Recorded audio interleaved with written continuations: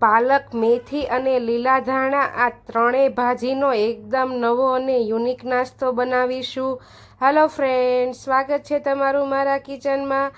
મુઠિયા તો તમે બહુ જ ખાધા હશે, પણ આજે આપણે દૂધી કે મિક્સ વેજીટેબલના નહીં પણ આયર્ન અને વિટામિનથી ભરપૂર એવા પાલક અને મેથીના એકદમ ટેસ્ટી અને સાંજના સમયે ચા સાથે ખાઈ શકાય તેવા મુઠિયા બનાવીશું। મારી રેસીપી ગમે તો વધુમાં વધુ શેર કરજો અને વિડીયોને લાઇક કરવું ભૂલતા નહીં। અને હા, ચેનલ ઉપર નવા હો, મારી વિડીયો જોતા હો તો ચેનલને સબસ્ક્રાઈબ જરૂરથી કરી લેજો, જેથી તમને મારી આવી નવી યુનિક રેસીપીના નોટિફિકેશન મળતા રહે। તો ચાલો એકદમ ટેસ્ટી અને ગુણોથી ભરપૂર તેવા પાલક મેથીના મુઠિયા બનાવવાનું ચાલુ કરીએ। આપણે 1 કપ તેના માટે આપણે પાલકને આવી રીતે લાંબી સુધારીને લઈ લઈશું અને ધાણા અને મેથીને પણ અડધા કપ જેટલી લઈને આવી રીતે પાણીથી સરસ એવી ધોઈ લેવાની છે। એકદમ હેલ્ધી મુઠિયા બનાવવાના છે એટલે સારા પાણીએ આ ત્રણેય વસ્તુને આપણે ધોઈ લેવાની છે। મેં અહીં પાલકનું પ્રમાણ વધારે રાખ્યું છે, તેનાથી અડધી મેથી અને લીલા ધાણા લીધા છે। હવે આ બધી જ વસ્તુઓમાંથી પાણી આપણે એકદમ નિતારીને એક મોટા બાઉલમાં લઈ લઈશું, જેમાં આપણે મુઠિયાનો લોટ બાંધવાનો છે તે બાઉલમાં બધું જ પાણી આપણે નિતારી લઈશું અને લોટ પણ આપણે આ જ ભાજીમાં બાંધવાનો છે। હવે મેં અહીં 4 લીલા મરચાં ખાંડીને રાખેલા હતા તે તેમાં એડ કરીશું। 2 ચમચી જેટલી લસણની પેસ્ટ અને 1 ચમચી જેટલી આદુની પેસ્ટ લઈ લેશું। તમે તીખું જે પ્રમાણે ખાતા હો તે પ્રમાણે વધારે ઓછું લઈ શકો।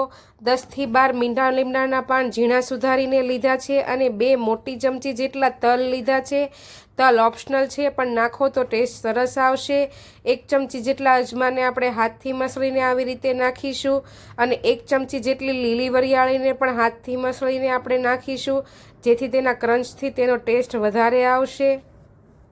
2 મોટા લીંબુનો રસ લઈ લઈશું અને સ્વાદ પ્રમાણે આપણે તેમાં અહીં મીઠું એડ કરીશું। મેં 1 મોટી ચમચી જેટલું મીઠું એડ કર્યું છે। 1 ચમચી જેટલી આપણે ખાંડ એડ કરવાની છે, ઓપ્શનલ છે, પણ તેનાથી ભાજીનો ટેસ્ટ સરસ આવશે એટલે નાખો તો સારું। અને 1 ચમચી જેટલું જીરું આખું એડ કરીશું, અડધી ચમચી જેટલી હિંગ અને 1 ચમચી જેટલી આપણે હળદર એડ કરવાની છે। 2 ચમચી જેટલો આપણે ધાણા જીરું પાવડર એડ કરીશું। બધા મસાલા નાખ્યા પછી આપણે જો તમે લાલ મરચું પાવડર નાખતા હો તો 1 ચમચી જેટલો એડ કરવો, ન નાખો તો પણ ચાલે। અને ચમચાથી હવે આ બધા જ મસાલાઓને પહેલાં આપણે ભાજીમાં મિક્સ કરી દઈશું। આપણે મીઠું એડ કર્યું છે એટલે પાણી છૂટશે। 5 મિનિટનો રેસ્ટ આપીને આવી રીતે બધું બરાબર મિક્સ કરીશું એટલે ભાજીમાંથી લગભગ તમે જુઓ તેમ બધું જ પાણી છૂટું પડી ગયું છે અને આ જ પાણીમાં આપણે લોટ બાંધવાનો છે, એટલે ભાજીને 5 મિનિટ પહેલાં રેસ્ટ આપી દેવો। હવે 1 કપ જેટલો ઘઉંનો જાડો લોટ આપણે એડ કરીશું, અંદાજે 200 ગ્રામ, અને અડધા કપ જેટલો આપણે ચણાનો લોટ અને અડધા કપ જેટલો જુવાર બાજરીનો મિક્સ લોટ ઘરમાં જે આપણે રાખીએ છીએ તે એડ કરીશું। એટલે અંદાજે આપણે 2 કપ જેટલો લોટ લીધો છે। 5 થી 6 વ્યક્તિ માટે મુઠિયા આરામથી બનશે। અને હવે આ જ મસાલાઓને આપણે બધા જ લોટમાં હાથથી મસળીને મિક્સ કરાતા જઈશું ધીમે ધીમે। મીઠાના હિસાબે પાણી છૂટશે એટલે મેથી અને પાલક અને ધાણાના જે પાણી છૂટે છે તેમાંથી જ લોટ સરસ એવો બંધાઈ જશે। એક્સ્ટ્રા પાણીની જરૂર પણ નહીં પડે। તમે જુઓ તેમ મસાલાના પાણીમાંથી જ તે લોટ સરસ એવો બંધાઈ ગયો છે। 2 મિનિટ માટે આવી રીતે આપણે તેને એકદમ કઠણ પણ નહીં ને સોફ્ટ પણ નહીં તેવો મસળીને લોટ તૈયાર કરી લઈશું। હવે ઉપરથી આપણે 1 ચમચી જેટલું તેલ એડ કરીશું અને 2 મિનિટ માટે આ લોટને આપણે મસળી લેવાનો છે। આપણે અહીં ઈનો કે સોડા વગર બનાવીશું તો પણ તમારા મુઠિયા એકદમ પોચા અને મોંમાં મૂકતા જ પીગળી જાય તેવા બનશે। 2 મિનિટ સુધી લોટને તેલમાં આવી રીતે આપણે મસળીશું એટલે તેલ બધું જ લોટમાં અબ્ઝર્વ થઈ જશે। અને હવે જે આપણે સ્ટીમરમાં મુઠિયાને સ્ટીમ કરવાના છે તેને સ્ટીમ કરવા મૂકી દઈશું અને આવી જાળી ઉપર પહેલાં ઓઇલથી આપણે ગ્રીસ કરી લઈશું, જેથી મુઠિયા તમારા ચીપકે નહીં। અને હવે એકદમ નાની સાઈઝના પતલા એવા હાથ વચ્ચે તેલ લગાવીને આપણે મુઠિયા તૈયાર કરી લેવાના છે। મુઠિયા આપણે નાના અને પતલા બનાવીશું, જેથી સરસ રીતે બફાઈ જાય, અંદરથી કાચા પણ નહીં રહે અને એકદમ પોચા બનશે. એટલે આવી રીતે આવા લાંબા શેપમાં મુઠિયા આપણે બધા જ સરસ એવા તૈયાર કરી લેવાના છે. તમારા ઘરે પણ મુઠિયા બને છે અને કઈ કઈ વસ્તુમાંથી બને છે તે મને જરૂરથી જણાવજો. તમે કયા કયા વસ્તુમાંથી મુઠિયા બનાવે છે તે હું જાણવા માગું છું. એટલે જો શક્ય હોય તો જરૂરથી કહેજો. બધા જ મુઠિયા આવી રીતે આપણે પ્લેટમાં મૂકી દઈશું અને સ્ટીમર જો સ્ટીમ થઈ જાય એટલે હવે આ પ્લેટને આપણે સ્ટીમરમાં મૂકીને 15થી 20 મિનિટ માટે સ્ટીમ થવા દેવાના છે. ગેસની ફ્લેમને આપણે મીડિયમ રાખીશું અને સ્ટીમરમાં આ પ્લેટને મૂકીને અંદાજે 15થી 20 મિનિટ સુધી તમે રાખશો એટલે તમારા મુઠિયા સરસ એવા સ્ટીમ થઈ જશે. 20 મિનિટ પછી તમે ખોલીને જોશો એટલે તેમાં ચપ્પુ રાખીને તમે અંદર નાખશો એટલે તમે જુઓ તેમ સહેજ પણ ચીપકશે નહીં અને ચપ્પુ તમારી એમનેમ કોરી બહાર આવશે. તો તમારા આ મુઠિયા સરસ રીતે સ્ટીમ થઈ ગયા છે. હવે પ્લેટને આપણે બહાર લઈ લઈશું અને 5 મિનિટ માટે થોડા એવા ઠંડા પડી જવા દઈશું, જેથી ચપ્પુથી જ્યારે આપણે કટ કરીએ ત્યારે મુઠિયા તમારા સહેજ પણ ચીપકે નહીં અને સરસ એવા શેપમાં કટ થઈ જાય.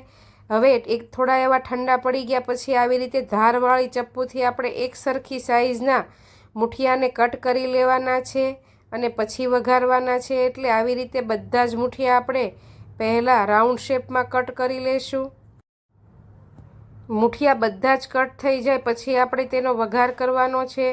વઘાર કરવા માટે આપણે તે જ પેનમાં કે પછી કોઈ પણ જાડા તળિયાવાળા કે નોનસ્ટિક પેનમાં આપણે 2 ચમચી જેટલું તેલ ગરમ કરવા માટે મૂકી દઈશું. તેલ સરસ એવું ગરમ થઈ જાય એટલે ગેસની ફ્લેમને આપણે મીડિયમ રાખવાની છે, વધારે લો પણ નહીં કે હાઈ પણ નહીં. તેલ સરસ એવું ગરમ થઈ જાય એટલે આપણે વઘાર માટે તેમાં 2 ચમચી જેટલી રાઈ એડ કરીશું. પહેલાં રાઈ સરસ રીતે ફૂટી જાય અને તતડી જાય પછી જ આપણે તેમાં 2 ચપટી જેટલી હિંગ એડ કરીશું. રાઈને સરસ રીતે ફૂટી જવા દેવાની પછી જ હિંગ એડ કરવાની. રાઈથી વઘારનો ટેસ્ટ ખૂબ જ સરસ આવે છે. અને 6 થી 7 આપણે મીઠા લીમડાના પાન એડ કરીશું. બધું બરાબર સાતળી લઈશું. પછી 2 મોટી ચમચી જેટલા તલ એડ કરીશું. તલ ઓપ્શનલ છે પણ આ વઘારમાં તલનો ટેસ્ટ ખૂબ જ સરસ આવે છે. અને તલ ફૂટશે એટલે ઉડશે એટલે 2 મિનિટ માટે આપણે ગેસની ફ્લેમને લો કરીને ઢાંકી લઈશું. તમે જુઓ તેમ બધા તલ ફૂટીને એકદમ ક્રિસ્પી થઈ ગયા છે. હવે આપણે જે મુઠિયા કટ કરીને રાખ્યા છે તે તેમાં એડ કરી દઈશું અને મુઠિયાને સરસ રીતે આપણે વઘારમાં મિક્સ કરી દેવાના છે. તમે ડીપ ફ્રાય કે પછી સોલો ફ્રાય કરીને પણ ખાઈ શકો અને આવી રીતે વઘાર કરીને પણ ખાઈ શકો. તમે કઈ રીતે કરો છો તે મને કોમેન્ટમાં જરૂરથી જણાવજો. બધા જ મુઠિયાને આપણે વઘારમાં મિક્સ કરી દઈશું સરસ રીતે અને ઉપરથી લીલા ધાણા થોડા એડ કરીશું. અને આ ગરમા ગરમ મુઠિયા ચા સાથે કે પછી સાંજના ડિનરમાં ખાવાની ખૂબ મજા આવશે. મુઠિયા ને તમે ઉપર લીલા ધાણા અને લીલું ટોપરું કે પછી સૂકું ટોપરું ખમણીને ઉપરથી એડ કરી શકો ગાર્નિશિંગ માટે. ખૂબ જ સરસ ટેસ્ટ આવશે. તમને જો મારી રેસીપી ગમી હોય તો વિડીયોને લાઈક જરૂરથી કરજો અને હા, ચેનલને સબસ્ક્રાઈબ કરવું તો ભૂલતા જ નહીં. તો ચાલો આવતીકાલે આવી નવી રેસીપી સાથે ફરી મળીશું, હેલ્ધી રેસીપી સાથે. ત્યાં સુધી આવજો. જય શ્રી કૃષ્ણ.